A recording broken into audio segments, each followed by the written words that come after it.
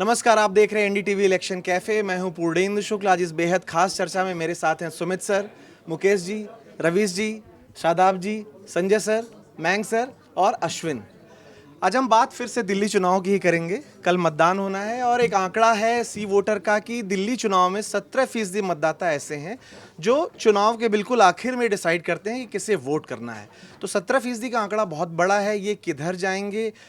क्या चुनाव इतना कड़ा हो गया है कि अभी तक लोग निर्णय नहीं ले पाएंगे? तो इन सारे मुद्दों पर विश्लेषण करेंगे। आज हमारे पास कई ऐसे लोग हैं जो बिल्कुल ग्राउंड पर रहते हैं और बिल्कुल ग्राउंड से जो रिपोर्ट्स है, अश्विन हैं, मुकेश जी हैं, रवीश जी हैं, तो और सुमित सर ने भी कई विधानसभा कवर की थी। इनके मुकाबले कुछ भी नहीं किया। तो एक अच्छा जो इनसाइट हमें जानने को मिलेगा। बाकी आंकड़ों का विश्लेषण तो मैंग सर करेंगे ही कि जो लेट डिसाइडिंग फैक्टर होता है वो कितना इंपॉर्टेंट होता है, अलग अलग इलेक्शन में कैसे रोल प्ले करता है। मैं अंकित हाँ, का वेट कर रहा हूँ। आप अंकित को आना चाहिए तो और भी मतलब जो फील्ड वाले लोग हैं ना तो मजा आ जाएगा।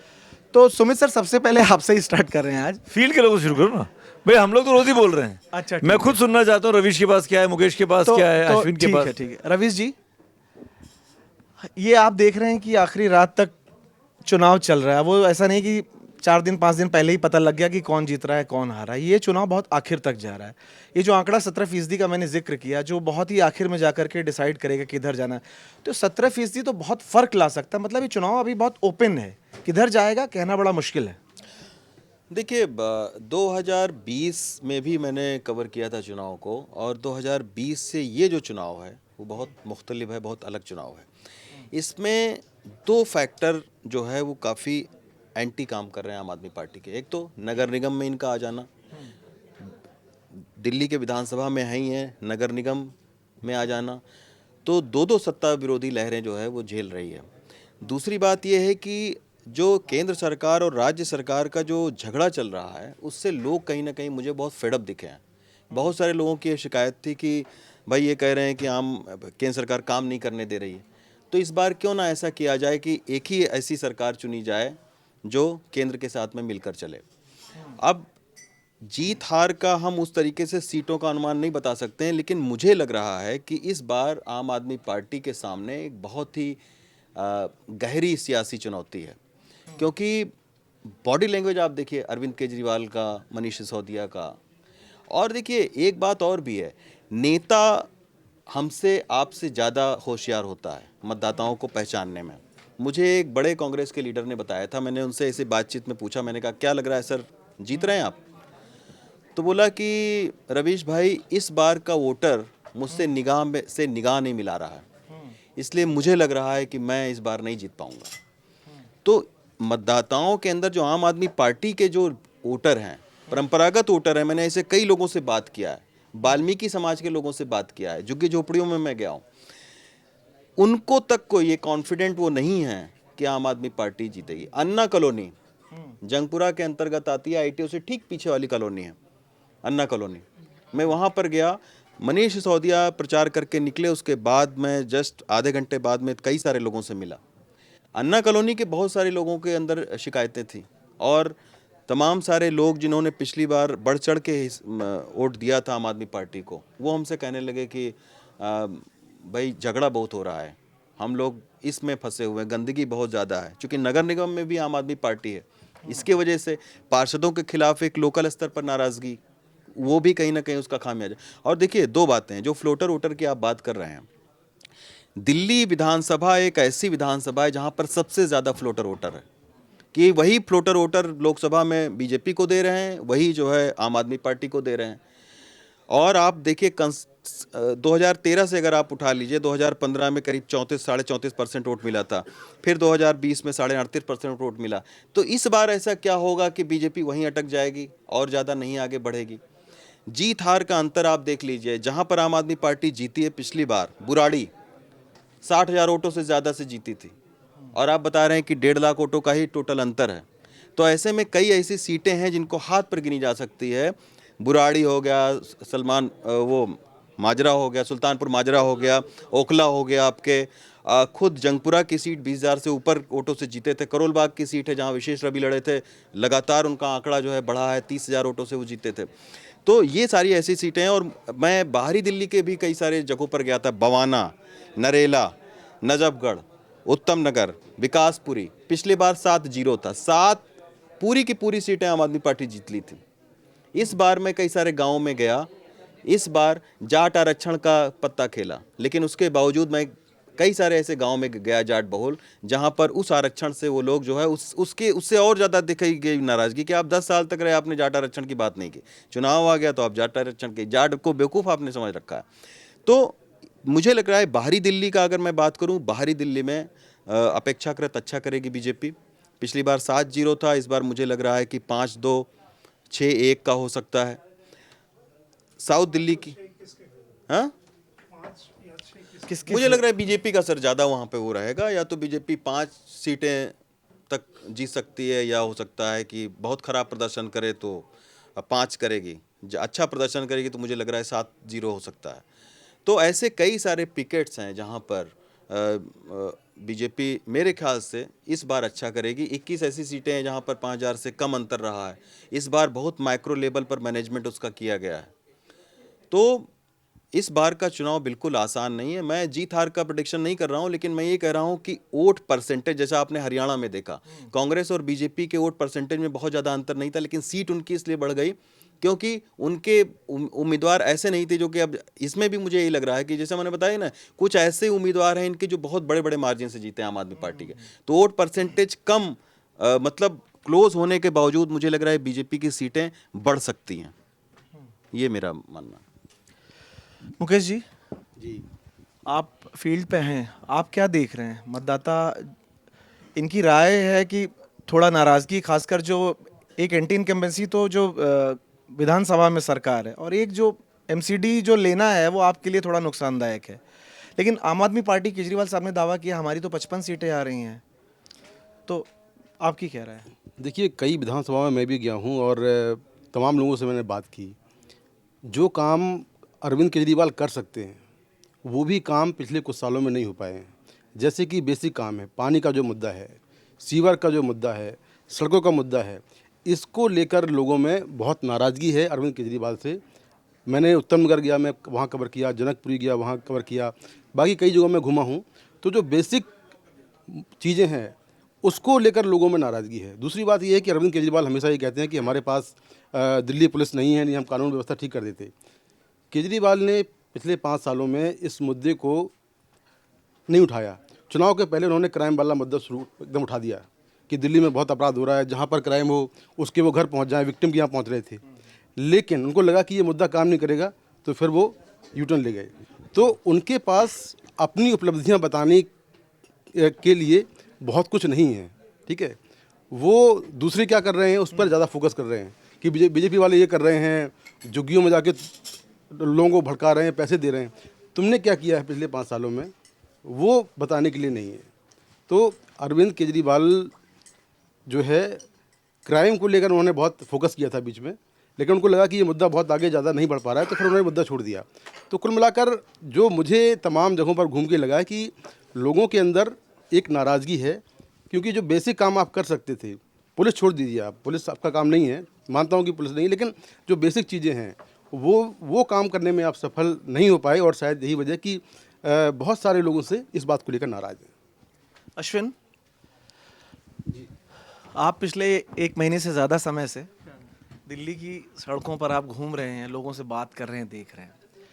देखिए, बहुत सारे एक्सपर्ट से बात होती है। ये बात सही है कि हमने भी बहुत सारे टीवी चैनलों पे बाइट्स देखी, लोगों में थोड़ी नाराज़गी है। लेकिन जो आंकड़ों के हिसाब से अगर आप देखते हैं, बहुत सारे फैक्टर्स आज भी आपके साथ खड़े दिखते हैं, और बहुत सारे एक्सपर्ट, आप कहेंगे तो टीवी पे सेफोलॉजिस्ट, बहुत सारे लोग अभी भी स्लाइट एज आपको दे रहे हैं, जबकि ये 2 राय हमने सुनी, वो एकदम अलग तरह की राय थी। आपको क्या लगता है कि चुनाव किधर की तरफ जा रहा है? एक बात जो सब में कॉमन है वो ये कि आम आदमी पार्टी के लिए सबसे मुश्किल चुनाव है, ये सबको पता है, और सब ये कहेंगे और सब मानेंगे भी, खुद आम आदमी पार्टी भी मानती है। लेकिन ये कहना कि आम आदमी पार्टी क्या लूज़ कर सकती है, ये आम आदमी पार्टी है, बाकी जो उसके समर्थक लोग हैं वो नहीं मानते। उसका एक बड़ा कारण, कल मैंने जो समझता हूँ, सी वोटर का एक सर्वे किया था उन्होंने, उसमें उन्होंने ये कहा कि जो महिलाओं के बीच में जो एक समर्थन है आम आदमी पार्टी के लिए खासकर, वो बीजेपी और महिलाओं में, बीजेपी और आम आदमी पार्टी में 8% का फ़र्क है, और जो पुरुषों में फ़र्क था वो पहले 5% का, वो लगभग 3% 2% पे आ गया, मतलब वहाँ लगभग सिमिलर हो गया है। लेकिन जो महिलाओं में डिफरेंस है आम आदमी पार्टी और बीजेपी का वोटिंग पैटर्न में, वो अभी भी 8 से 10% बना हुआ है। तो 8 से 10% आप समझिए कि 70 लाख पॉपुलेशन है, महिला पुरुष दोनों 70-70 मिला के 1.5 लाख होके। अब 70 में से मान लेते हैं कि 10% यानी 10 लाख जो वोटर हैं, अगर देते हैं 70 का ही मान लेते हैं, तो 10 लाख जो महिला मतदाता हैं वो बड़ा एक चंक होता है, लेकिन पुरुषों का सिमिलर है। तो जो 10 लाख है वो डिसाइडिंग फैक्टर है ना। आप पिछली बार भी तो आप देखें कि 10% के ऊपर ज़्यादा टर्नआउट दोनों के परसेंटेज में जंप था, लेकिन वोट में भी अगर देखें 10 लाख से ज़्यादा वोट पाया था। और दिल्ली की कॉन्स्टिट्यूंसीज मोस्टली 2 लाख 1.5-2 लाख की रेंज में ही ज़्यादातर कॉन्स्टिट्यूंसीज हैं। और मुझे याद है कि मोस्टली आप देखेंगे 1/3 से ज़्यादा जो नेता जीते हैं वो बिलो 5000 नहीं जीत पाएंगे, क्योंकि कॉन्स्टिट्यूंसी बहुत छोटी है, 1.5 लाख की, उसमें अगर 10 कैंडिडेट लड़ेगा तो हार जीत का अंतर बहुत बड़ा होने वाला नहीं है। दिल्ली यूपी का चुनाव है नहीं, तो इसलिए ये कहना कि वो क्लोज सीट पे है, तो क्लोज सीट वो खुद मानते हैं क्लोज सीट है, वहाँ पे मार्जिन कम है, हमें मेहनत ज़्यादा करनी है। वो इसलिए उन्होंने एंटी इनकम्बेंसी का एक फैक्टर निकाल के विधायकों को बड़े लेवल पे टिकट काटे, ताकि विधायकों से जो नाराज़गी है वो दूर हो जाए। सवाल ये है कि जैसे हम मध्य प्रदेश चुनाव में बात कर रहे थे कि नाराज़गी विधायकों से है कि सीएम शिवराज से है, तो हमने ये देखा कि विधायकों से नाराज़गी थी, लेकिन शिवराज को तो चेहरा बने हुए थे चुनाव के बाद, हालांकि उनको नहीं बनाया गया, अलग बात है। वही बात यहाँ पे भी है कि नाराज़गी क्या केजरीवाल से है या केजरीवाल के विधायकों से है। केजरीवाल के विधायकों से है, इसलिए केजरीवाल के विधायकों को काटा गया, 18 विधायकों का टिकट काटा गया, लेकिन केजरीवाल चेहरा अभी भी हैं बने हुए। वही एक बड़ा फैक्टर है आम आदमी पार्टी की जीत का, और इसलिए जनता जो है आम आदमी पार्टी इसलिए पूरा फोकस सिर्फ ये करती है कि केजरीवाल का नाम दिखाना है, वहाँ झाड़ू दिखाना है। जैसे मोदी जी का चेहरा है वैसे ही केजरीवाल का चेहरा है, कोई विधायक की बात नहीं, कोई दूसरा बात नहीं, सिर्फ केजरीवाल। तो जनता भी शायद केजरीवाल को पसंद करती है, या करती होगी या करती रहेगी, वो डिपेंड करता है, पता चलेगा 8 के बाद। वही आम आदमी पार्टी ट्रिक अपनाना चाह रही है कि भाई केजरीवाल आपके लिए किया है, आपके लिए करेगा, और इसलिए वो बार बार पुश कर रहे हैं। तो मुझे लगता है कि फाइट क्लोज है, लेकिन जैसा आम आदमी पार्टी को कॉन्फिडेंट है अपने ऊपर, मुझे भी लगता है कि अपर एज तो नहीं करेगा। मुझे एक पार्टी जो चुनाव में जा रही है आज तक देश के इतिहास में, उसके बारे में बता दीजिए कि चुनाव के पहले वो कॉन्फिडेंट नहीं है। तो कॉन्फिडेंट सभी होते हैं, नहीं ओवर कॉन्फिडेंट भी होते हैं, कुछ लोग ओवर कॉन्फिडेंट। इस बार कांग्रेस भी कॉन्फिडेंट है। कल अजय माकन ने कहा कि हम नंबर 1 नंबर 2 की पार्टी बनेंगे, आप मान लेंगे उनकी बात क्या, पर वो तो 10 साल से नहीं है। ये जो इन्होंने कहा कि आम आदमी पार्टी अभी भी बहुत कॉन्फिडेंट है, उसके कार्यकर्ता नहीं, इसका मतलब आप इन दोनों की बात से सहमत हैं। इन्होंने अपने काउंटर क्वेश्चन नहीं पूछा संजय भाई, जैसे अश्विनी ने बोला आपने काउंटर क्वेश्चन पूछ लिया, आप उसको टॉक पे खड़ा करना चाह रहे हैं। मैं सहमत नहीं हूँ, मैं 2 चीज से सहमत नहीं हूँ। एक तो इन्होंने जो कहा कि सभी जो वो दिखा रहे हैं, एक्सपर्ट्स कह रहे हैं, वो कह रहे हैं आम आदमी पार्टी को एज है। अब डिपेंड करता है किस समय में आपने देखा और किसको देखा और कहाँ पे देखा, क्योंकि बहुत सारे लोग ये भी कह रहे हैं कि वो मतलब एज था इलेक्शन के अनाउंसमेंट के पहले, अब एज नहीं है, ऐसी भी बात है। तो वो गैप नैरो हुआ, वो बात सही है, गैप कम हुआ है। आपने अपनी बात कह ली, मैं कभी कभी एंकर को भी, मॉडरेटर को भी सवाल पूछना चाहिए। नहीं तो एक लाइन बोली। क्योंकि नहीं, वो लाइन बहुत बखूबी निकल करके आई, क्योंकि जब उन लोगों ने इंटरेस्टिंग बात हुई है, एक डेटा आ गया है अभी, ये डेटा बेसिकली सट्टे बाजार का डेटा है, सट्टे का डेटा है, जिसमें आम आदमी पार्टी को 34 से 36 सीटें दी जा रही हैं और बीजेपी को 34-36, यानी बराबर मुकाबला जो है कांटे का है, और कांग्रेस को 1 या 2 सीट बस, इससे ज़्यादा नहीं। फलौदी बाजार का सट्टा है क्या? किसका सट्टा है ये? हम आमतौर पर फलौदी बाजार का ठीक होता है। उसमें क्या है, देखिए जो इन्होंने तो इसीलिए हमने कहा कि भाई कभी किसी चुनाव के पहले वो क्या कहते हैं उसकी बात छोड़ दीजिए, चूंकि ग्राउंड रिपोर्टर्स की बात हो रही थी, और बाकी जो डेटा में जाएंगे तो डेटा को आप जैसे इंटरप्रेट करना चाहें, जो जैसे करे। और मेरा जो ग्राउंड रिपोर्टिंग का एक्सपीरियंस है, मैं जब भी जाता हूँ तो अगर मैं रिपोर्ट कर रहा होता हूँ तो मैं सेफोलॉजिस्ट और सर्वे वाले की सुनता ही नहीं, बल्कि वो लोग हमसे कई बार पूछते हैं, जिन लोगों का आप नाम ले रहे हैं, मैं नाम नहीं लेना चाहता, ऐसे कई एजेंसी, कि क्या लग रहा है तुम्हें। और उनका एक और भी दूसरा टैक्टिक होता है, मतलब मैं वो नहीं, किसी व्यक्ति विशेष का नाम नहीं ले रहा हूँ, कि वो कभी उठाते हैं कभी गिराते हैं, ताकि उनकी जो अपनी स्ट्रैटेजी है वो चलती रहे। ये फैक्ट है कि अभी 3 दिन पहले ऐसा हो गया जी, लास्ट मिनट के लिए 17,000 वोटर पड़े हुए, वो सुबह उठेगा, ब्रश करते करते डिसाइड करेगा कि कहाँ जाना है, गाड़ी में बैठ गया, पैदल चलते हुए वो डिसाइड कर रहा है। रात में क्या डिसाइड करेगा यार, अनलेस अनटिल पी खा नहीं लिया हो या कुछ और कुछ नहीं किया हो, तो क्या डिसाइड करेगा, पहली बात ये। दूसरी चीज़ ये है कि जिस समय में कुछ चीज़ें ग्राउंड पे दिखती हैं, अरविंद केजरीवाल अगर चेहरा है तो पिछले बार भी उन्हीं के चेहरे पे वोट हुआ था, विधायक के नाम पे और कोई वोट नहीं हुआ था। उसके पहले वाले चुनाव में तो जानते ही नहीं थे विधायक क्या, बूथ पे कार्यकर्ता तक नहीं था उनका। अरे मैंग सर आप बस आपका ही नेक्स्ट आइए बिना बोले मत जाइए। हाँ, इसके बाद हाँ, मैं क्लोज करके और आपको तो संजय सर के साथ ही जाना है कि उसमें देखिए कई चीज़ें होती हैं जो सरफेस पे जब दिखती हैं ना, जिस समय में ये लगने लगा हो कि अरविंद केजरीवाल का इलेक्शन भी क्लोज है, मनीष सिसोदिया का इलेक्शन मुश्किल हो सकता है जो 100% सेफ सीट है, या आतिशी मारलेना भी जिस तरह की बातें कह रही हैं वो मुश्किल हो सकता है, तो फिर हमें लगता है कि आम आदमी चेहरा हैं, चेहरा तो है ही भाई, तो फिर विधायक पे वो मत डालिए एंटी इनकम्बेंसी, फिर आपके ऊपर एंटी इनकम्बेंसी आती है। तो इन चीज़ों को पूरे गैमेट में अगर नहीं देखेंगे तो शायद सही विश्लेषण नहीं करेंगे। मैंग सर आप बोलिए, हम सवाल नहीं पूछेंगे। हमें लगता है सवाल रिपीट करने का मतलब नहीं, सवाल पहले ही ग्राउंड रिपोर्ट फ्लोर पे डाल दिया। ग्राउंड रिपोर्ट सुने और नहीं हम नहीं गए थे। बात किया था आपने लोगों से। 3 बार के चुनाव में 2013 का हो, फिर 2015 का हो, 2020 का, हर बार हम मीडिया वाले ने कम से कम अरविंद केजरीवाल को अंडरएस्टिमेट किया है हमेशा। इस बार भी हम लोग, तो ये फैक्ट है, इसको भी मानना पड़ेगा और उसी हिसाब से प्रेडिक्शन करना पड़ेगा। अब 2015 में किसी ने कहा था कि इतना लैंडस्लाइड होगा आम आदमी पार्टी का, हमने किसी मीडिया चैनल पे कहा था सर, किसी मैंने ऑन रिकॉर्ड ट्वीट किया था कि 2020 में कि पहले मैंने ट्वीट किया कि बीजेपी को 15 सीटों के अंदर मिलेगी। फिर जिस दिन मतदान खत्म हो गया मैंने ट्वीट किया ऑफिशियल कि बीजेपी अब 10 के अंदर सीटें लेकर आएगी। लेकिन रवीश जी ये भी मैं एक बात उसमें भी जोड़ दूं, जो आपने वो ट्वीट जरूर किया होगा, ऐसा कम से कम मैंने दिल्ली में कोई चुनाव नहीं देखा जिसमें लोगों ने आके ये ना कहा हो बहुत कड़ा टक्कर है और इस बार तो बहुत तगड़ा चुनाव चल रहा है। वो हर बार वो ये जो बातें हैं ये हमेशा कही जाती हैं और इसका कारण भी है। दिल्ली में कोई ऐसा नहीं है कि जो चुनाव हो रहा है वो एक तरफा चुनाव में बीजेपी 38% वोट लेके जाती है। सड़क पे निकलेंगे तो बहुत आदमी ऐसा है जो बीजेपी की बात आपको करने वाला होगा, तो सड़क पर निकल के चुनाव दिल्ली का हमेशा क्लोज ही लगता है। उसके बाद फिर बहुत सारे अन्य कारण हैं जो उस चुनाव को किसी की हार या किसी की जीत में बदल देते हैं।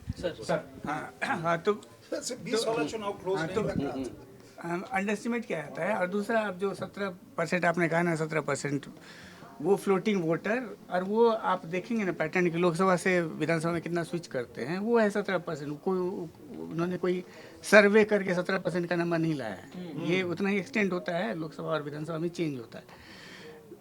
तीसरा चीज़ हम लोग को ध्यान रखना चाहिए कि बीजेपी और आम आदमी पार्टी के वोट शेयर में इतना ज़्यादा डिफरेंस है कि अचानक एक पूरा कोलैप्स कर जाएगा और एक अचानक क्लाइम कर जाएगा, ये जनरली नहीं होता है। 2014 को लोकसभा को अगर छोड़ दें, जिसमें ऐसा स्विंग हुआ था, हम लोग कोई कल्पना नहीं किए थे। जैसे यूपी में बीजेपी का वोट शेयर 2014 से पहले 18% हुआ करता था, 18% से वो 42-43% हो गया। स्टेट्स में स्विंग हुआ है इतना सारे स्टेट। अभी उड़ीसा में हुआ सर, अरे हरियाणा में जिस समय उड़ीसा पिछली बार का भी देखेंगे तो उड़ीसा में बीजेपी का वोट शेयर बहुत तेजी से बढ़ रहा था। बीजेडी और बीजेपी में वोट शेयर का बहुत कम डिफरेंस था पिछली बार भी। पिछले विधानसभा में बीजेपी 8% से जीत गई, 2% त्रिपुरा में था, असम में। यहाँ हम 51-52 वर्सेस 38 की बात कर रहे हैं, मैसिव गैप है। वहाँ तो और भी 2-4% था। हाँ, अब हाँ तो लोकतंत्र, हाँ, और नाराजगी सब बोल रहे हैं। दो टर्म के 2 टर्म के बाद नाराजगी होती ही है। दो टर्म के बाद मोदी जी का चुनाव हुआ, उनसे भी नाराजगी दिखी ना लोगों में, लेकिन फिर भी वो प्राइम मिनिस्टर तो वही बने। तो वही है क्या कि 2 टर्म के बाद नाराजगी हमको दिखती है, ऑब्वियस है और होना भी चाहिए, और वो रिफ्लेक्ट होगा। अब नाराजगी कितनी है, टोटल कोलैप्स हो जाएगा क्या, ये हम में से किसी को नहीं पता है ये बात। तो आपका क्या मतलब परसेंटेज है, कितना? नहीं हमको उस परसेंटेज वाले हमने घुमा ही नहीं, हमने घुमा नहीं, बनेगी हमने घुमा नहीं 40 सीटों के आसपास। नहीं हम घूम के नहीं देखे, तो हमको पता नहीं है। अंकित अरे सर ऐसा कैसे हो सकता है? आप पहले अंकित, दो चीज अंकित, सीधा सीधा सवाल है आपसे, सीधा सवाल ये है सीधा सवाल कि क्या क्लोज फाइट है या मैंडेट आएगा, क्लियर आएगा, और आपके हिसाब से मतदाता का झुकाव किधर है? देखिए 36 पे भी क्लियर मैंडेट ही बोला जाएगा, क्योंकि मैंडेट तो 36 पे भी हो ही जाएगा। लेकिन अरविंद केजरीवाल के लिए ये चुनाव लेकिन खैर मुझे लगता है कि ये राजनीति में अगर आप देखते रहेंगे 13, 15, 20 सारे चुनावों में ही, और उससे पहले लोकसभा में भी जब भी आम आदमी पार्टी लड़ती है, एक बात तो माननी पड़ेगी, उनके हर चुनाव को कह दिया जाता है कि ये इनके लिए मेक और ब्रेक चुनाव है, ये चुनाव हार जाएंगे तो खत्म हो जाएंगे। ये सब बातें बहुत बार हो चुकी हैं। लेकिन मुझे लगता है मोटा मोटा अभी जो मयंक जी कह रहे थे उसमें कहीं ना कहीं एक बॉटम लाइन है कि नाराज़गी तो है, और जैसे संजय जी कह रहे थे कि देखिए अगर एंटी इनकम्बेंसी होगी तो फिर नेता के ऊपर ही ठीकरा फोड़ा जाएगा क्योंकि वोट उसी को मिल रहा है। ये बात शायद जो थोड़े भारतीय जनता पार्टी को समर्थन देते हैं वो लोकसभा में भूल जाते हैं। उसमें तो कहते हैं कि देखिए विधायक जो एमपीज थे उनके खिलाफ बहुत एंटी इनकम्बेंसी थी, मोदी जी अकेले क्या कर लेते, और जब वो यहाँ पर आएगा तो कहेंगे ये दिक्कत अरविंद केजरीवाल की है, विधायकों के ऊपर डालने से कुछ काम चलेगा नहीं। मोटा मोटा ये चुनाव काफ़ी क्लोज अभी दिखाई पड़ रहा है। पर दिल्ली के अंदर जब आप ग्राउंड पे रिपोर्टिंग करते हैं तो आप 10 लोगों से बात कीजिए, अगर उसी रेशो के हिसाब से भी आप देख लेंगे, एक आदमी आपको कांग्रेस की कुछ बात करता मिल जाएगा, 6 आदमी आपको अरविंद केजरीवाल बोलेंगे, या 4 आदमी 5 आदमी आपको अरविंद केजरीवाल बोलेंगे, 3-4 हमेशा ही आपको बीजेपी की बात करेंगे। तो जब आप इस तरीके के माहौल में बात करते हैं तो आपको हमेशा चुनाव लगता है कि कंपेटिटिव तो चुनाव है। इस बार इस चुनाव में अलग क्या है, एक एंटी इनकम्बेंसी काफ़ी बढ़ गई है, अरविंद केजरीवाल के खिलाफ बढ़ गई है। उन्होंने खुद इस बात को मान लिया क्योंकि उन्होंने अपने कुल मिला के पहले 20 करे थे, अब उसमें से एक को वापस टिकट दे दिया तो 19 विधायकों को टिकट काट दिए गए, बहुत सारे लोगों को इधर से उधर लेकर आया गया। दूसरा मुझे लगता है अरविंद केजरीवाल क्या कर रहे हैं उससे ज्यादा इंपॉर्टेंट इस चुनाव में यह है कि बीजेपी ने इस चुनाव को कैसे लड़ा है। बीजेपी ने यह चुनाव बिल्कुल अलग चुनाव लड़ा है। 13, 15 में और 20 में बीजेपी ने इस तरीके से चुनाव नहीं लड़ा था। अगर उन जिसको कहते हैं इस बार बीजेपी हॉर्सेस फॉर कोर्सेस वाली बात कर रही है। 10 सीटें जहां पर जहां पर पोलराइजेशन चलेगी वहां पोलराइजेशन हो रहा है। अगर कोई इस बार कहे कि चुनाव में पोलराइजेशन की तो बात ही नहीं हो रही, नॉर्थ ईस्ट की 10 सीटों पर पोलराइजेशन हो रहा है, लेकिन इस बार बहुत बखूबी उस पोलराइजेशन को उन 10 सीटों पर कंटेन करने की कोशिश की गई है। परवेश वर्मा, अनुराग ठाकुर आपको दिख रहे हैं क्या पूरे नेशनल चैनल में कहीं और किसी कॉन्स्टिट्यूएंसी में घूमकर बात करते हुए ये कहते हुए कि गोली मारो और ऐसा करो या वैसा करो? नहीं दिखाई पड़ेंगे। वो वहीं तक सीमित हैं। जो इस तरह के पोस्टर बॉय थे कि बीजेपी को रियलाइजेशन है कि इस पोलराइजेशन का दिल्ली में बहुत खास फर्क पड़ता नहीं है। उसके बाद आप देखिए तो उन्होंने जिस तरीके से आरएसएस का इस्तेमाल किया जा रहा है, वो चाहे झुग्गी बस्ती वाला जहां पे Arvind Kejriwal core vote bank हो, वहां पर अगर वो इस तरह की इतनी सारी मीटिंग्स करते घूम रहे हैं, मिडिल क्लास को लेकर शीश महल का जो बात हुई, जो करप्शन की बात हुई, मुझे नहीं लगता कि उसका मेरे हिसाब से बहुत बड़ा वो स्विंग फैक्टर नहीं है। वो चुनाव हारने या जीतने वाला नहीं है, लेकिन एक नैरेटिव बनाने में मिडिल क्लास के लिए बहुत इंपॉर्टेंट है और उसका बीजेपी ने भरपूर वहां पर इस्तेमाल किया है। तो इस बार चुनाव, और फिर गारंटीज से गारंटीज को मिला दिया है, जो पिछली बार बीजेपी ने नहीं करा था, जिसको रेवड़ी बोल रहे थे, इस बार गारंटीज से गारंटीज मिला दिया। तो मुझे लगता है ये चुनाव कंपेटिटिव इस बार इस वजह से है कि बीजेपी क्या कर रही है। अरविंद केजरीवाल एंटी इनकम्बेंसी, उनका नाम, रेफरेंडम, वो सारी चीज़ें बदस्तूर है, लेकिन 15% का जो गैप है उसको पाटने के लिए, ये बात में हमेशा से मुझे कम से कम लगती रही है, मेरा पर्सनल मानना है, 2-3 फैक्टर हैं जो बीजेपी के लिए परफेक्ट स्टॉर्म जब तक जिसको कहते हैं ना वो नहीं बनेगा तब तक क्या बीजेपी 36 का आंकड़ा आज ले रही है, ऐसा मुझे नहीं दिखाई पड़ रहा फिलहाल। मैं ये नहीं कह रहा हूं कि वो 36 अरविंद केजरीवाल ले रहे हैं, क्या ये 40-30 होगा या उससे और भी क्लोज होगा, अभी फिलहाल मैं ये नहीं कह सकता। लेकिन मुझे भी बीजेपी 36 का आंकड़ा इसलिए पार करते दिखाई नहीं पड़ रही है क्योंकि मोटा मोटा अगर आप देखेंगे तो बीजेपी मजबूती का चुनाव जो है वो 50 सीटों पर लड़ती है दिल्ली के अंदर। 50 सीटों में से 36 का स्ट्राइक रेट दिल्ली में अरविंद केजरीवाल को चाहे आप कितना भी स्ट्राइक ऑफ कर दें, वो कांग्रेस की तरह चुनाव के बाद एक्सक्यूजेस पर काम नहीं कर रहे हैं, वो पहले कर रहे हैं। राहुल गांधी जो कल लोकसभा में 70 लाख वोटर का जो बता रहे थे, वो तो पहले दिन से अरविंद केजरीवाल यहाँ पे शोर मचा रहे हैं। तो चुनाव वो भी बीजेपी से बिल्कुल उतनी मजबूती से लड़ाई लड़ रहे हैं। उनके लिए इस बार ज्यादा मुश्किल चुनाव है, इसमें कोई दो राय नहीं है। लेकिन क्या 50 में से 36 सीटें इतनी आसानी से आ जाएंगी? क्या इतना बड़ा स्विंग फैक्टर है? क्या सड़क पर लोगों में इतनी हाहाकार है कि सरकार को उठा के बाहर ही फेंकना है? ऐसा मुझे अभी फिलहाल दिखाई नहीं पड़ रहा है। क्या होगा क्या नहीं होगा वो तो खैर 2-4 दिन की बात और है। क्लोज चुनाव है, लेकिन अगर मुझसे अगर पूछा जाए तो मेरे हिसाब से अभी भी एज अरविंद केजरीवाल के लिए है।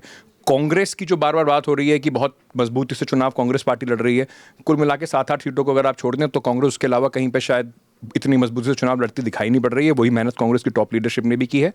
उन सीटों पर, और ये भी एक जो आर्ग्यूमेंट है कि कांग्रेस अगर बढ़ेगी तो वो सिर्फ आम आदमी पार्टी को ही नुकसान करेगी, मैं इससे इत्तेफाक नहीं रखता। अगर कांग्रेस बढ़ेगी तो कुछ सीटों पर वो बीजेपी को भी नुकसान करेगी, एंटी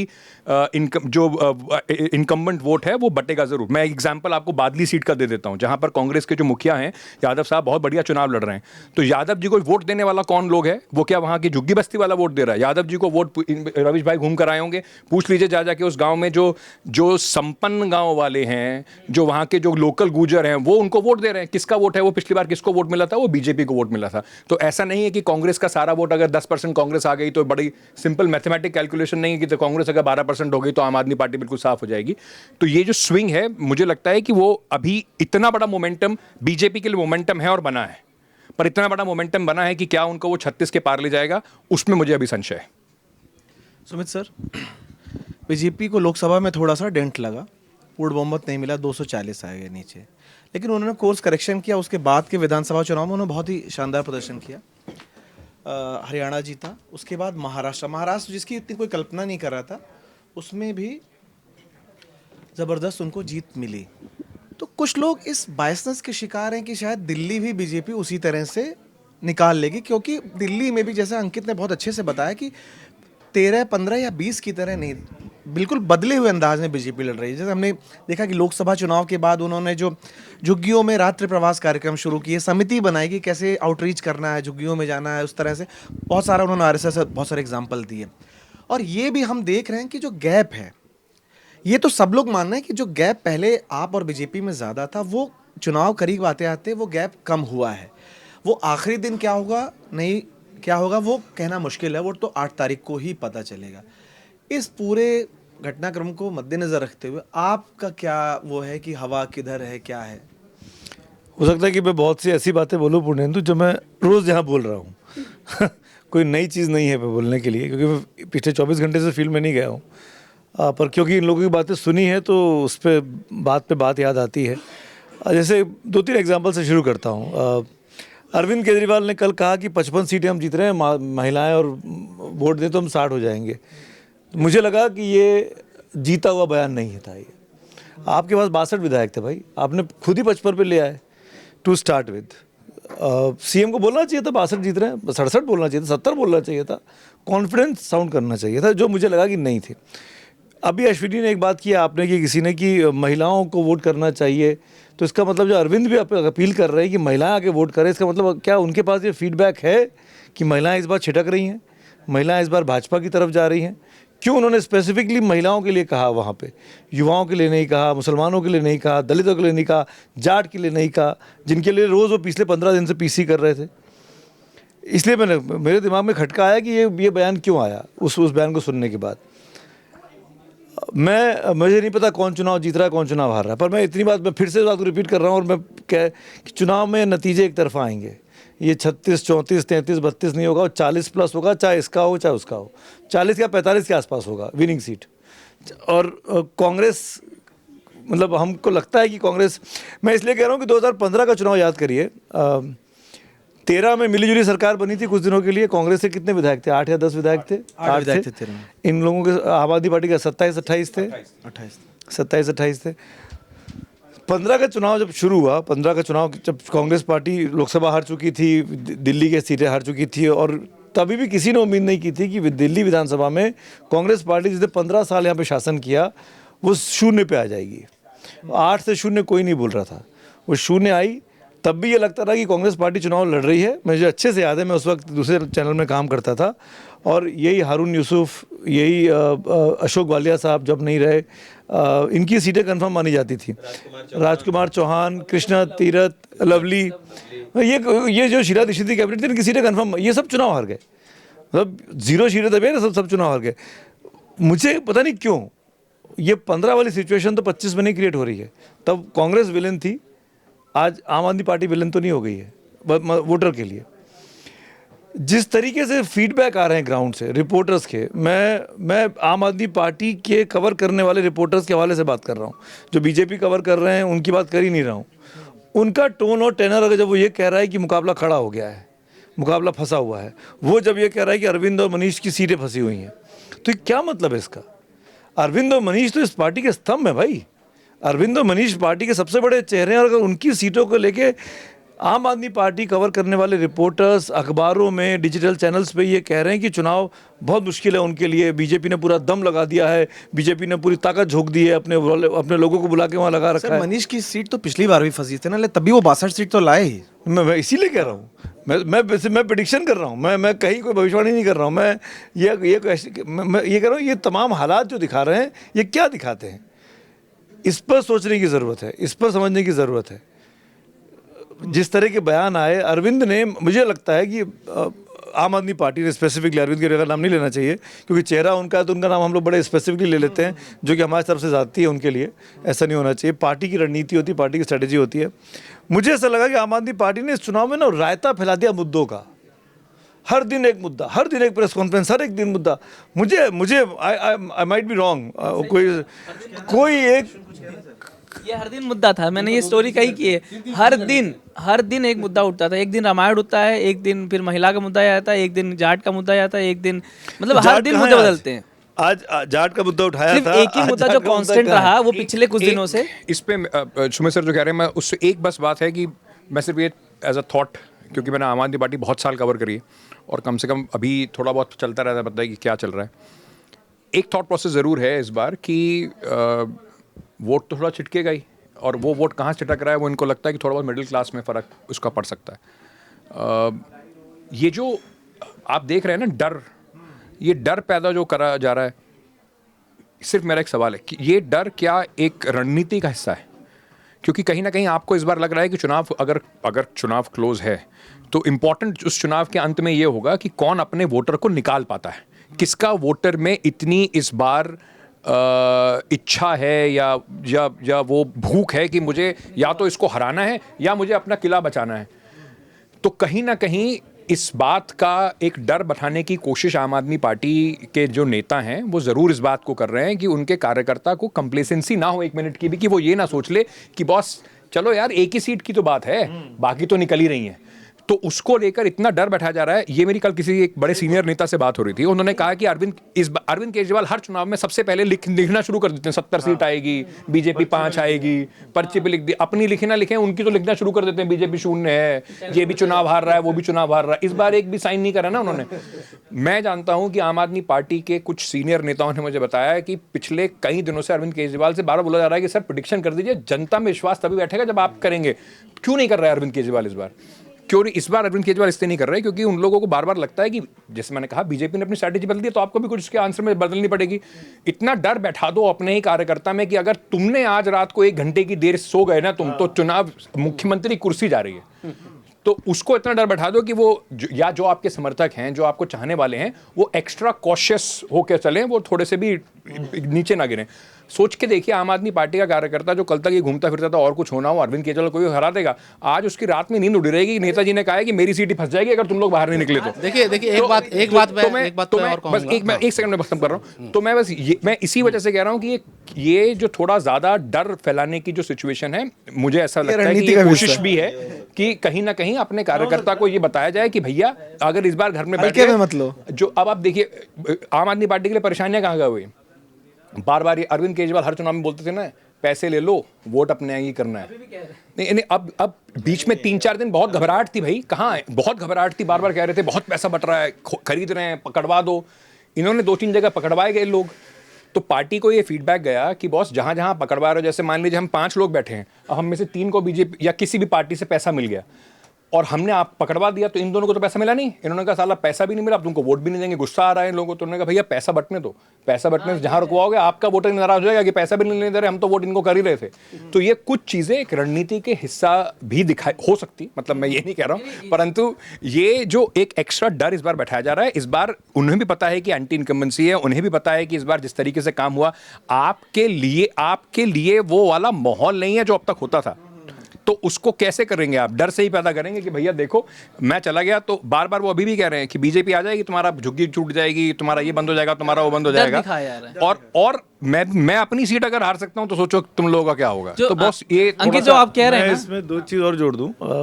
बड़ी अच्छी बात की अंकित ने कि हो सकता है रणनीति का हिस्सा हो कि भाई शुरू से डरे हुए हैं। 2 और चीज़ें हुई इस चुनाव में दिल्ली में जो कि अनयूजुअल है, जो अमूमन हर चुनाव में नहीं देखने को मिलता, जो हम लोग भूल जाते हैं चर्चा में। मैं उसको अंडरलाइन करना चाहता हूँ। कल सुबह वोटिंग है।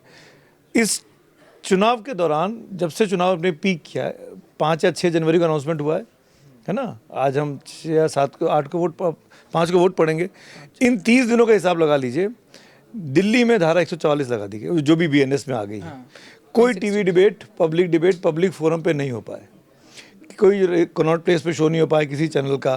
कहीं आपने किसी राजीव चौक पे नहीं देखा, कहीं ये नहीं किया गया। ये बड़े रणनीतिक तौर पर हुआ। नहीं तो ये किसने किया? ये तो दिल्ली पुलिस तो भाजपा नहीं, 26 जनवरी थी। 26 जनवरी थी। ये अगर ये आप हुआ कह रहे हैं, है, मैंने नहीं कहा। नहीं ये आपने कहा। नहीं, मैं ये नहीं कह रहा हूँ। मैं आपसे पूछ रहा हूँ कि ये किसने किया कि नहीं, टीवी डिबेट ना हो। और कारण तो नहीं बताया गया, लेकिन किसी चैनल के डिबेट में मारपीट हो गई थी। तो मारपीट के बाद चुनाव में हंगामा ना हो, बाकी हल्ला ना राज्यों में हो। भी तो मारपीट होती रही, दिल्ली में ही क्यों रोका? नहीं, ये मैं पूछ रहा हूँ, मेरी उत्सुकता है जानने की क्यों। जो सुमित जी कह रहे थे कि वो जो मतलब वो यही बताना चाह रहे थे कि इस बार कुछ अनयूजुअल चीजों में ये भी है, वरना हर चुनाव में होता है 26 जनवरी हर बार चुनाव के बीच में पड़ती है। तो एक टीवी डिबेट्स नहीं हो पाएगा। जब टीवी डिबेट्स होते हैं ना तो माहौल बनता है। आप चारों पार्टी का कैंडिडेट खड़ा हुआ है, अगर 1 घंटे का शो है तो भाई सबको 5-5 मिनट तो मिलेगा ना। अगर एंकर 50 मिनट 40 मिनट बोलेगा तो 5 मिनट तो एंकर को मिलेगा, रिपोर्टर को मिलेगा। वो विंडो आपने बंद कर दी। सब रैली का काम करती है, हर तरह के लोग आके सुनते हैं। भाई आप कनॉट प्लेस में खड़े हैं, हर तरह का आदमी आपको सुनेगा। तो वो नहीं हो पाई। जो भी वजह रही, कानूनी वजह रही या प्रशासनिक वजह रही, वो नहीं हो पाई।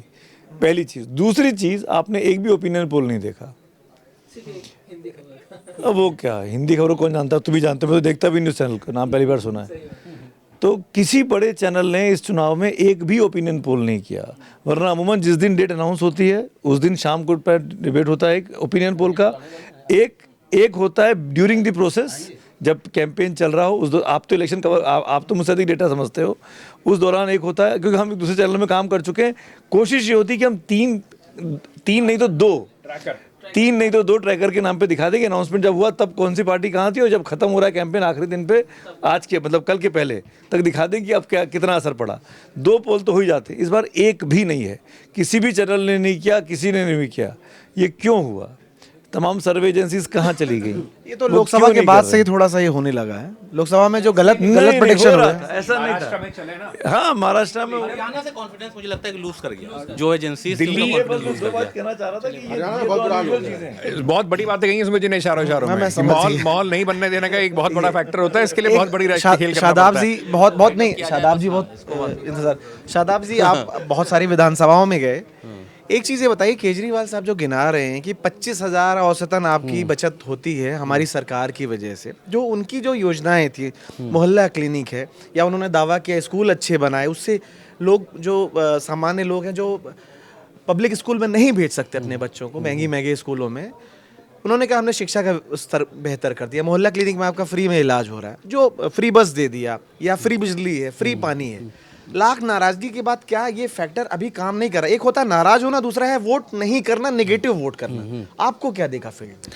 देखिए, मैं जहाँ जहाँ गया मुझे लगा कि देखिए जो अरविंद केजरीवाल के खिलाफ बहुत ज़्यादा निगेटिविटी तो मुझे नहीं दिखी। देखिए, मैं अरविंद केजरीवाल की उपलब्धि ज़रूर मानता हूँ कि उन्होंने क्या है कि जैसे शीला दीक्षित के समय में भी हम लोगों ने कवर किया, तो वो क्या है कि वो उनका इंफ्रास्ट्रक्चर पर जोर था। आपने देखा होगा कि उस टाइम दिल्ली की तस्वीर बदल गई।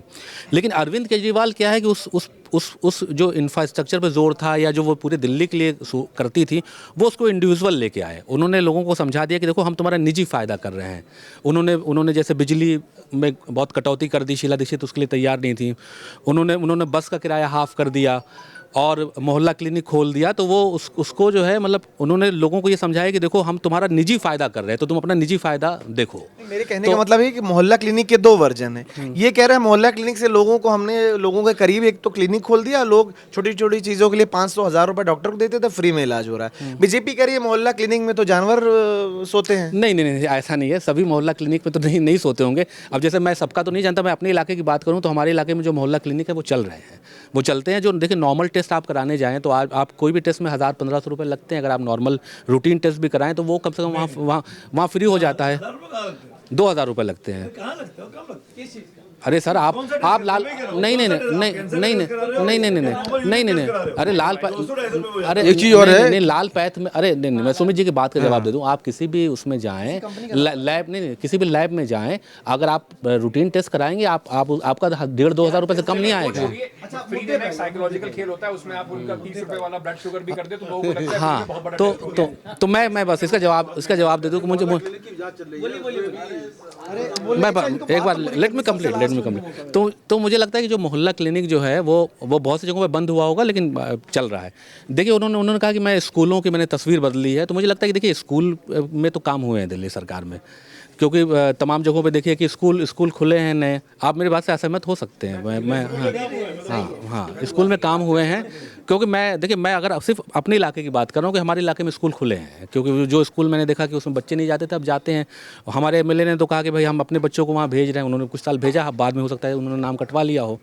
तो मुझे लगता है कि उन्होंने निजी लेवल पे, जैसे उन्होंने यूनिट माफ़ की, अरविंद केजरीवाल ने उन्होंने बिजली में एक छूट दी, और अभी सवाल इन्होंने खड़ा कर दिया है। एक तो है कि एक इंफ्रास्ट्रक्चर लेवल का डेवलपमेंट करना, दिल्ली जैसी देखिए चमकदार दिल्ली, और दूसरा ये कह रहे हैं कि लोगों को निजी फायदे पहुंचाना। तो जनता क्या चुनाव करेगी, ये बड़ा सवाल कर रहा हूँ कि वो निजी फायदे पे ले गए। देखिए अभी वो क्या हुआ, उन्होंने लोगों को ये समझाने की कोशिश की है कि अगर हम हटे तो आपका 20 से 25 हज़ार रुपये का नुकसान हो जाएगा। मुझे नहीं मालूम कि वो उनका कितना असर करेगा, लेकिन वो लोगों को तो ये समझा रहे हैं। मुझे लगता है कि भाजपा ने भी कहा है, लेकिन अरविंद केजरीवाल दे रहे हैं। देखिए अगर आप अलग अलग राज्यों की टेंडेंसी देखें तो जनता क्या है कि जो देता है उस पर भरोसा कर लेती है। जैसे मैं आपको झारखंड का उदाहरण दूं कि झारखंड में जैसे जो मैया स्कीम थी, वो हेमंता सोरेन ने कहा कि हम इसको बढ़ा देंगे, लोगों ने उनको वोट किया। आप मध्य प्रदेश में चले जाइए, वहाँ की जो स्कीम थी तो लाडली बहना, उसको शिवराज ने बढ़ाया तो लोगों ने उसको वोट किया। तो देखिए वो उनको मिल रहा है, वो कह रहे हैं कि हम बढ़ा देंगे, तो वो दे नहीं रहे, मतलब लेकिन अरविंद केजरीवाल को लोगों को लगता है कि ये दे देंगे। तो अच्छा देखिए, अब मैं कुछ तो ये बातें कहना चाह रहा हूँ। सबसे पहली बात ये कि दिल्ली एक ऐसा राज्य है जहाँ पर मिडिल क्लास सबसे बड़ा है। 60% यहाँ पर माना जाता है मिडिल क्लास इस बार अरविंद केजरीवाल से नाराज़ है, मुझे जो ज़मीन पर लगा। दूसरी बात यह है कि जहाँ तक बीजेपी की बात है, 2020 में प्रकाश जावड़ेकर चुनाव प्रभारी थे बीजेपी के दिल्ली विधानसभा के। एक बार उनसे मैंने पूछा कि बिजली और पानी पर आपका क्या रुख है, बोले नहीं हम राष्ट्रीय मुद्दों पर चुनाव लड़ेंगे, और उसका हश्र क्या हुआ, 8 सीटें केवल 2020 में मिली। तो इस बार बीजेपी को पता लग गया है कि बिजली, पानी, डीटीसी की फ्री योजना, ये सारे मुद्दों पर कहीं ना कहीं एक बड़ा चंक वोट करता है पार्टी को, आम आदमी पार्टी को। यही वजह है कि आपने देखा पहली रैली में प्रधानमंत्री ने कहा कि जितनी भी योजनाएं लोक कल्याण की चल रही हैं वो सब चलती रहेंगी, हम उसको और स्ट्रेंथन करेंगे। दूसरी बात यह है कि 2400 रुपये की घोषणा करना भारतीय जनता पार्टी का, बीजेपी को भी लगा कि कहीं ना कहीं अगर अरविंद केजरीवाल को सिर्फ सियासी तौर पर हम बयान देकर आप नहीं उनको कर सकते हैं, आपको एक कॉन्क्रीट ब्लूप्रिंट लाना पड़ेगा लोगों के सामने। तीसरी बात यह है कि दिल्ली का देखिए आदमी बहुत समझदार है, वो सोच रहा है कि 10 साल में हमको जितना अरविंद केजरीवाल से लेना था हमने ले लिया, अब हमें कहीं और शिफ्ट होना चाहिए। अब किसकी ओर शिफ्ट होता है, और मैं एक बात आपसे पूछना चाह रहा हूँ, 15% की हम लोग गैप की बात करते हैं। अगर बीजेपी का जो अभी तक ट्रेंड रहा है कि 2020 में 38.5% उनको वोट मिले, यानी 34% से उनका 5-6% वोट बढ़ा है, इस बार आप देखिए कि अगर उनका 7%, 7.5% वोट बढ़ता है तो क्या आम आदमी पार्टी उतनी आगे रहेगी? उसका नुकसान होगा, उसको सीट में कितनी कन्वर्ट हो पाती? क्योंकि मैंने आपको पहले बताया कि आम आदमी पार्टी की कम से कम 10 सीटें ऐसी हैं जहां पे मार्जिन जो है 20,000 से ऊपर था, और वो 10 सीटें इस बार भी जीतेंगे आम आदमी पार्टी। सुल्तानपुर माजरा जीतेगी, बुराड़ी कौन नहीं, 60,000 वोटों से बुराड़ी जीत सकती है। मेरा ज़्यादा कंसर्न ये है, 65,000 से जीता था। मेरा कंसर्न सिर्फ ये है कि ऐसी सीटें, बहुत बड़ा चंक है, 30 से ज़्यादा सीटें हैं जहां पर मार्जिन 7,000, 10,000 के अंदर था। 21 सीटें ऐसी 5,000 के अंदर था वहां पर मार्जिन। तो इन 3 सालों में, 2 सालों में, जिस आप प्रवेश वर्मा आप सांसद है, क्या आपको लग रहा था किसी को नई दिल्ली से चुनाव लड़वा देगी बीजेपी? कहीं ना कहीं प्रवेश वर्मा की तैयारी थी ना पहले से, 3 महीना 4 महीना पहले बीजेपी ने उनको बता दिया था कि आप माइक्रो लेवल पर काम करो, इसीलिए तो उन्होंने 1100 रुपये का जो उन्होंने बोला कि हम एनजीओ के थ्रू बांट रहे हैं, उसको भी लग रहा था कि अगर महिलाओं को हम 3000 महिलाओं को अगर हम दे देंगे तो 3000 एक फैमिली में अगर एक महिला को मिला तो वो 2-3 मतदाताओं पर उसका असर डाल सकती है। यही वजह है कि इस बार बहुत माइक्रो मैनेजमेंट किया गया है हर एक बूथ लेवल पर बीजेपी के। मैं एक बीजेपी का जो डेटा संभालते हैं, मैंने उनसे एक दिन बात हो रही थी, बूथ लेवल पर बीजेपी ये कोशिश कर रही थी कि ये वही मतदाता है जो 56% हमारा वोट शेयर होता है लोकसभा में, और यही मतदाता है जो कि पलट जाता है विधानसभा चुनाव में। किस लिए पलटता है? वो इसलिए पलटता है क्योंकि उसको फ्री चाहिए होता है। तो बीजेपी ने कहा अब इस बार फ्री का, और चूंकि विश्वसनीय आवाज़ बीजेपी में प्रधानमंत्री की सबसे ज़्यादा है, तो पहली ही रैली में प्रधानमंत्री ने कहा कि हम कोई योजना बंद नहीं करेंगे, हम महिलाओं के लिए 2400 रुपया लेकर आएंगे। रवीश, 2-3 चीज़ें बताओ, फील्ड में घूमे ना आप, जैसे आपने कहा मिडिल क्लास नाराज़ है, तो ये जो स्कीम्स चल रही थी आम आदमी पार्टी की, चाहे अरविंद जेल चले गए, आधी पार्टी जेल में थी, स्कीम्स तो चलती रही, बिजली वाली, पानी वाली, स्कूल वाली, डीटीसी वाली, क्या इसके बाद भी नाराज़गी है? बिल्कुल, मैंने आपको बताया ना कि कई सारे फैक्टर। एक तो फैक्टर ये है जो 10 साल से लगातार आरोप प्रत्यारोप, फेडअप हो चुका है आदमी। दूसरी बात है इंफ्रा में काम नहीं पता हुआ। कि एलजी काम नहीं करने देते हैं, ये कम्युनिकेट नहीं कर पाया। पुराना हो चुका, वो पुराना हो चुका है। एलजी पे जाके फाइल रुक जाती है, एलजी काम नहीं करने देते वो चूरन सर कब तक बिकेगा? नहीं, वो फैक्ट भी तो वही है। नहीं, वो फैक्ट सुप्रीम है, पावर तो एलजी के पास चला गया ना। फैक्ट है, लेकिन जनता अब ये समझ चुकी है कि इसके अलावा कोई चारा नहीं। एलजी तो रहेगा, एलजी कहाँ जा रहा है भाई? 4 साल और एलजी रहेगा, तो अब इसके चक्कर में हम क्या और चीजें फंसा दें? दिक्कत यह है इंफ्रा पर उस तरीके से काम नहीं हुआ है। जब आदमी सड़क पर निकलता है, जब आदमी गंदगी देखता है, तो नगर निगम की याद आती है। नगर निगम किसके पास है? आम आदमी पार्टी के पास में। अब वो ये नहीं कह सकते कि आप नगर निगम हमें दे दो तो हम चला के दिखाएं। भाई आपके पास है, आप चीज़ों को करिए।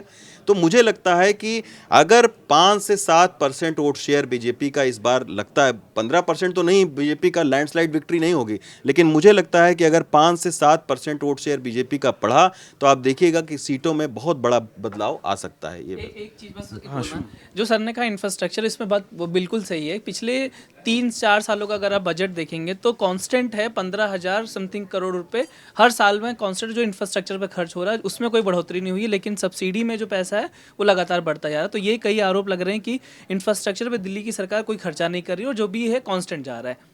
लेकिन जो आप कह रहे थे ना वो एलजी वाला, वो मैंने भी बहुत सारे लोगों से सुनी, लेकिन वो जो समस्या है ना वो मास लेवल तक नहीं पहुंची है।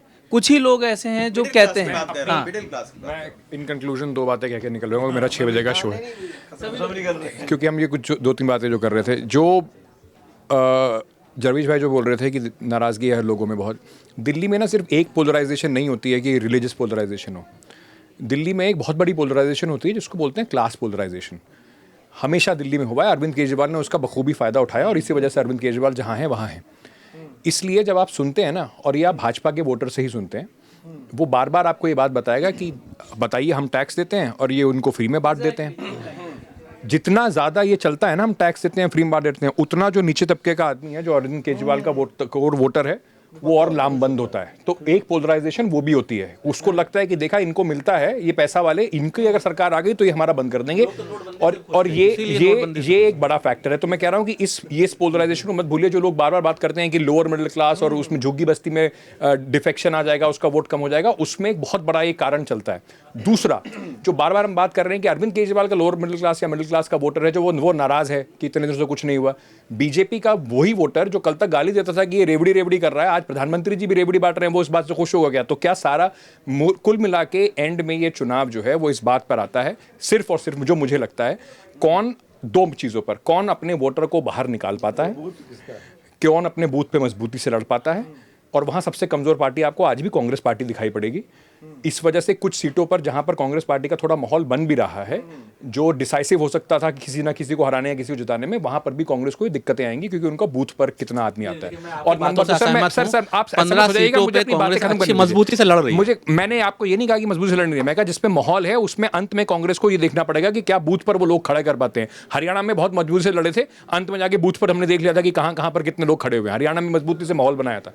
और दूसरी जो एक इंपॉर्टेंट बात जो इस चुनाव में हो जाती है, क्या अरविंद केजरीवाल का कोर वोटर कोई भी इतना नाराज है कि वो बाहर जाए या ना जाए, पर क्या इतना नाराज है कि उसको सरकार बदलनी है? इसी पे शायद ये चुनाव। बस एक बात अंतिम कह रहा हूं कि कोर वोटर किसी का भी नहीं खिसक रहा है, ना तो आम आदमी पार्टी का कोर वोटर खिसक रहा है, ना भारतीय जनता पार्टी का कोर वोटर खिसक रहा है। मेरा सिर्फ 15% वो फ्लोटिंग वोटर पर मैंने अभी जो बताया है वो बस यही है कि क्या उसमें से उस 15% में 5-6% जो फ्लोटिंग वोटर है जो कि ज्यादा मिडिल क्लास है वो कहां पर जाता है, वो बस जिसकी ओर जाएगा वो। मुझे भागना है शो के लिए। तो देखते हैं कि ये अगर मगर और इनका जवाब तो फिर 8 तारीख को मिलेगा, और फ्री बनाम फ्री की लड़ाई में जनता कौन सा फ्री चुनती है देखते हैं कल किसी और विषय के साथ। तब तक के लिए धन्यवाद।